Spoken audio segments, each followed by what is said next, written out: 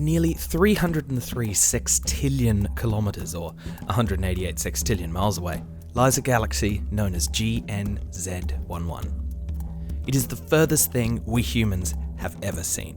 In March of 2016, scientists studying data taken by the Hubble Space Telescope released this picture of the galaxy, observed as it was 13.4 billion years ago, just 400 million years after the Big Bang. Of course, while anyone can look at the photograph, the Hubble Space Telescope is, well, a telescope. We might be able to look at what it saw, but that's not really our eyes seeing the thing, is it? Now, the Andromeda Galaxy, our friendly neighbourhood galaxy at 2.5 million light years away, is definitely visible to the naked eye. Looking at these objects, however, doesn't really tell us how far our eyes can see. How far our eyes can see is fundamentally a silly question. Our eyes don't care how far the light had to travel, it only cares how bright it is.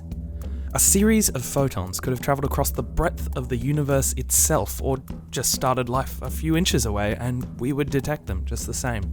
Alright, here's a better question then. How sensitive are our eyes? Could we detect the presence of just a few particles of light, or even a single stray photon? Back in 1941, scientists at Columbia University attempted to measure the absolute threshold of vision.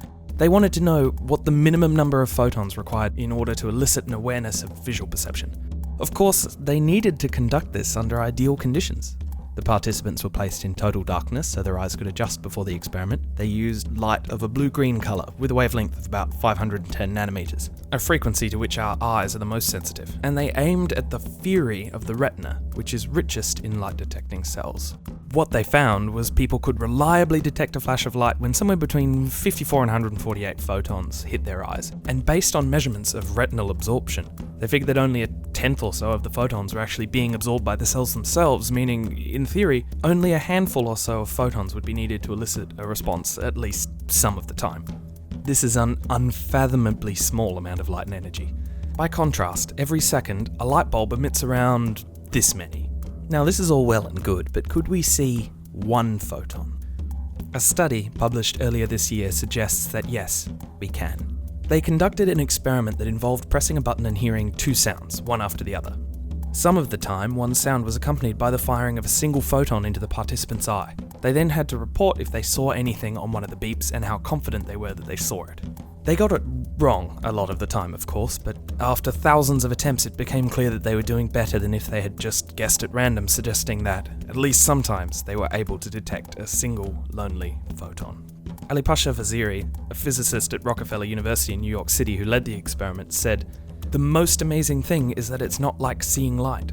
It's almost a feeling at the threshold of imagination. Anything that emits light emits photons, and these photons, in theory, could travel across any distance, even across the whole universe, and still have at least a tiny, tiny chance of hitting your retina."